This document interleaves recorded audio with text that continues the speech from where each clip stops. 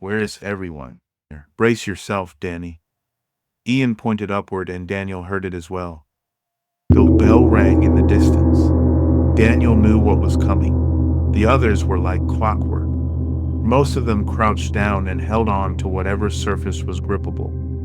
Daniel did the same. The quake happened just moments later, and the ringing grew louder and louder until it matched the vibrations that shook the tunnel walls. He was ready, or so he thought. When it finally caught up with them, everything went black.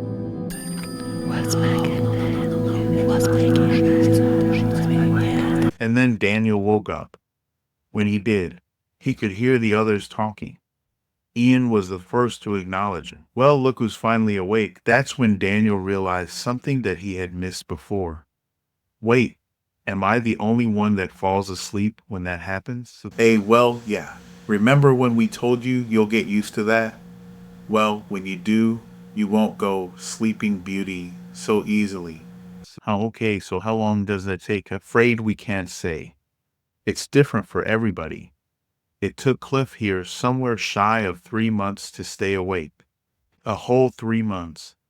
Wait, how long was I out precisely? Daniel said, a little afraid of how long it would take him to build up such an immunity. Ian held up his wrist as if he were looking at a watch, except there was nothing on his wrist. Well, as you can see by my super sophisticated timing device, I'd guess 3 hours. 3 hours? Daniel yelled. Well, approximately anyway. There is not exactly a sundial here to go on, or a sun for that matter. Ian said with a playful smile. Hey Danny, let's go to the falls. It's not far from here. The falls? Just trust me, Ian said while walking. Ian led Daniel through a series of tunnels. Along the way, Daniel wondered how it was that they never got lost through all of this. A few minutes later, they reached their destination, an open cavern that looked to be a mile wide, and in its center were the falls, which turns out were glowing waterfalls. It was the first water source he had seen since he awakened here, which now that he began to think about it made him a little on edge. Ian, what do we do for food in this place? With a bewildered look, Ian said. That's what you are thinking about. What do you mean? Yes, that's what I'm thinking about. Besides a glowing flower, this is the first sign of life in this place. I'm guessing that's what we're drinking, but where's the food, Ian? Daniel questioned in such a way that he wanted to make sure that he was not embarrassed at all to be asking these questions. This time, all Ian could do was laugh so hard that his knees buckled, and Daniel had to admit that he understood. This sight was beautiful, of course, and no doubt Ian expected Daniel to comment on it. Instead, he asked a much more practical question, one he still wanted answered, but again, he understood the humor of the situation. Okay, I understand you may be a little worried about where your next meal comes from. Follow me. Ian led Daniel down closer to the pool of water, a little bit away from the crashing waterfalls. There was a spot where Ian's group made camp beforehand. Ian withdrew a bag left there and withdrew a few cups. Handing Daniel one, he nodded to the water. It's fresh.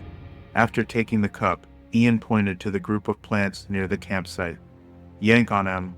When he did, he could see that the plant had some sort of fruit attached. Without an invitation, Daniel took a bite. Was it sweet? Definitely not what Daniel was expecting. The two sat silently for a while, eating the fruit and water, mesmerized by the falls. The water seemed to fluctuate in color. Daniel was so lost by the moment that it only occurred to him that something was missing or someone. Where is everyone else? Ian kept quiet, pretending he didn't hear the question, but Daniel knew that was an act. Don't get quiet on me now. It's just you and me. I could have sworn we all were heading to the falls together, but then Ian never turned to speak. Instead, he kept his eyes on the waterfalls. Don't worry about them. They'll show up again. They always do. Daniel's confusion only grew. Darting his gazes around the cavern looking for the missing party. What do you mean they'll show up? I thought you guys always stick together. Again, Ian never broke his gaze, fixating on one spot of the crashing water up ahead. It's hard to explain. Sometimes they're with me, and sometimes they're not. But Daniel started to say, however, Ian was quick to cut him off. Don't ask, please.